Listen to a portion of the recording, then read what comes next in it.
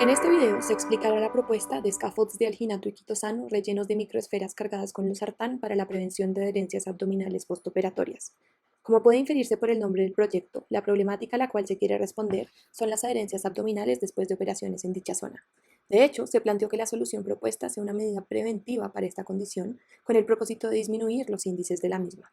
Ahora, las adherencias abdominales postoperatorias, conocidas como AAPs, son un fenómeno que ocurre en el 90% de los pacientes que tienen cirugía abdominal, y estas son causantes de complicaciones postoperatorias desde dolor hasta obstrucción intestinal. Las mujeres pueden estar más expuestas a esta condición, pues el 41% de las cesáreas generan adhesiones. Una razón por la cual las AAP son un problema relevante hoy en día es que los cirujanos generalmente subestiman su incidencia y consecuencias. El problema es aún mayor si se considera que el patrón de adhesión de las AAPs es anatómica y patológicamente heterogéneo, lo cual dificulta su tratamiento. Además, para confirmar su presencia es necesario una segunda intervención y no existen exámenes para detectarlas. Por estas razones es que es necesario encontrar una forma de solucionar el problema de las AAPs o por lo menos prevenirlo, como por ejemplo la medida que proponemos, la cual es distinta de los tratamientos que existen hoy en día como películas antiadhesivas y terapias farmacológicas tales como membranas de ácido hialurónico y carboxilmetilasa o hidrogeles dialuranato férrico. Para responder al problema planteado se utilizará la siguiente pregunta de investigación.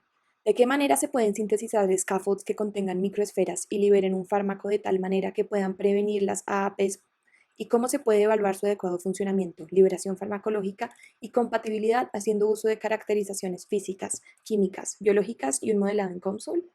Con el objetivo general de responder a la pregunta de investigación y evaluar el funcionamiento de nuestra propuesta, se sintetizarán y caracterizarán los scaffolds y las microesferas y se examinarán sus propiedades físicas, químicas, mecánicas y biológicas, además de llevar a cabo una simulación en COMSOL para la liberación controlada del fármaco.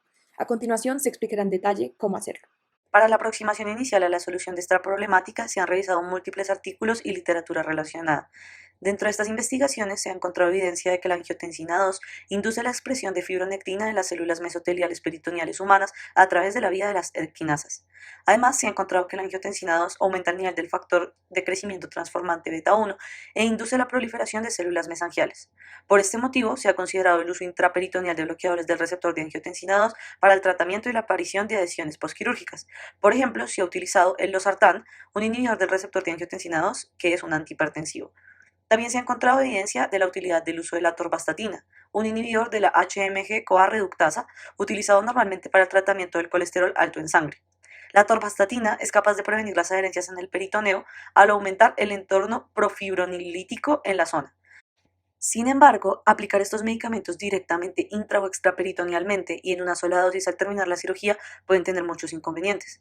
Por ejemplo, pueden presentarse mayores efectos secundarios asociados a estos medicamentos, como hipotensión, hepatotoxicidad y rhabdomiólisis. Además, la dosis puede no ser suficiente. Por este motivo, se propone la creación de scaffolds poliméricos que contengan microesferas cerámicas que liberen de forma controlada estos medicamentos y puedan colocarse en el peritoneo después de los procedimientos quirúrgicos sin necesidad de ser removidos posteriormente. Para esto, el primer paso es la elaboración de los scaffolds. Para esto, agregaremos 29.7 mililitros de agua destilada a 0.3 mililitros de ácido láctico. Posteriormente, adicionaremos 0.3 gramos de criptosano a la mezcla. A continuación, separaremos la mezcla en dos. Separaremos una mezcla de 10 mililitros y otra de 20 mililitros. La muestra de 10 mililitros la congelaremos a menos 80 grados centígrados por 12 horas y luego se liofilizará por 24 horas.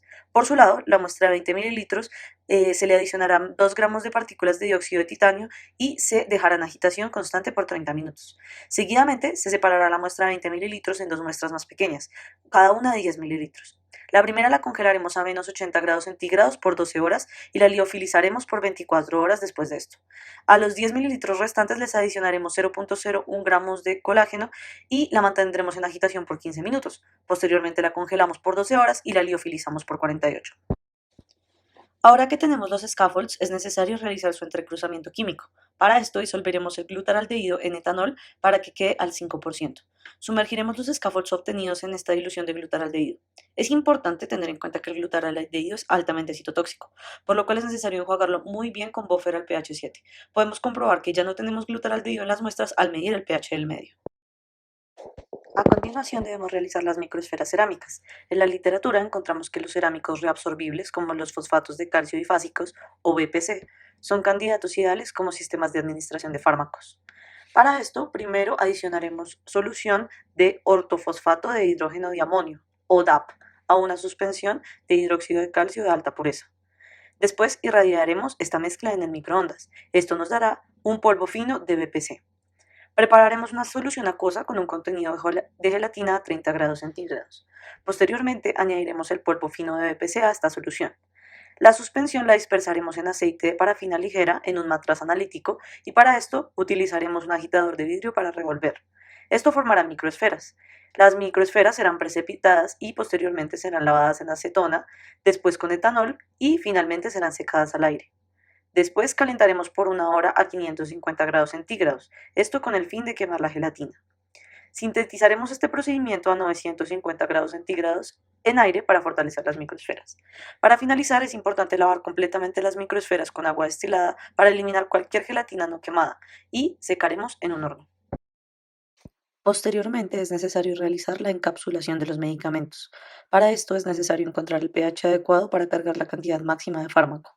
La encapsulación se realizará inicialmente en solución salina tamponada con fosfato a temperatura ambiente. Después se prepararán buffers con diferentes pHs y se disolverá cierta cantidad de los fármacos. Posteriormente se suspenden las microesferas en los buffers por 3 horas. Después se debe medir la concentración de fármaco en las microesferas con espectrofotometría. Esto permite determinar el pH óptimo y cargar el resto de microesferas en este mismo pH. Para finalizar, las microesferas serán introducidas dentro del scaffold. En el ámbito de las características del biomaterial, los scaffolds son estructuras porosas y tridimensionales. Fomentan la adhesión, proliferación y migración celular a través de una red de poros interconectados. Se disponen como plantillas para uniones celulares y tejidos en formación. Para el presente caso, los scaffolds estarán constituidos a partir de una mezcla de ácido láctico, quitosano, óxido de titanio y colágeno. Se buscará de dicha manera aumentar el tamaño del poro y a través de procesos de entrecruzamiento con glutaraldehído, agente entrecruzante, aumentar la porosidad del presente biomaterial. El scaffold debe presentar un balance entre hidrofilicidad e hidrofobicidad para fomentar la unión celular y asimismo unión con la zona de interés, en el presente caso el peritoneo, cuya serosidad puede generar efectos adversos en el ámbito de la unión con el scaffold. El scaffold, asimismo, debe garantizar biocompatibilidad, debe integrarse con la zona de interés sin generar efectos citotóxicos, genotóxicos, trombogénicos o de respuesta inmune. Asimismo, debe ser biodegradable por procesos de hidrólisis y debe degradarse a una tasa cerca a la tasa de regeneración del tejido traumatizado. A nivel de resistencia y compatibilidad mecánica, debe resistir cargas mecánicas sujetas a su disposición en el peritoneo. Propiedades tales como el módulo de elasticidad, resistencia a tracción, fatiga, porcentaje de elongación y otras propiedades deben asemejarse a las del tejido que va a recubrirse con el biomaterial. Se debe garantizar también que el material sea neutro en el ámbito eléctrico, para que éste no afecte el microambiente interno del organismo.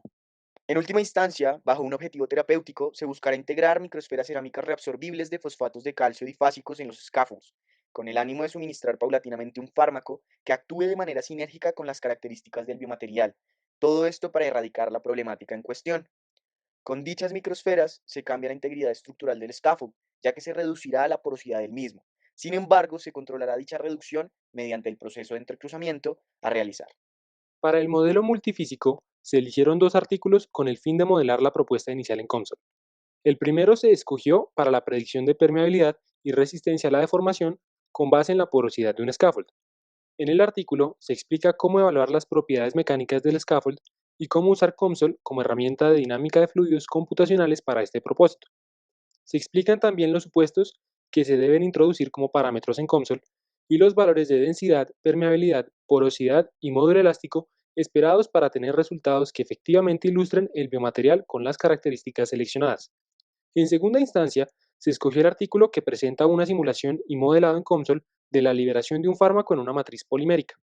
El artículo presenta la elección de parámetros, el modelo matemático utilizado y su implementación en COMSOL, al igual que lo que optimizaron con base en los resultados que obtuvieron los investigadores. Al igual que el primer artículo, este muestra lo que se debería introducir en COMSOL para lograr la mayor cercanía a la situación deseada, en este caso la liberación de un fármaco.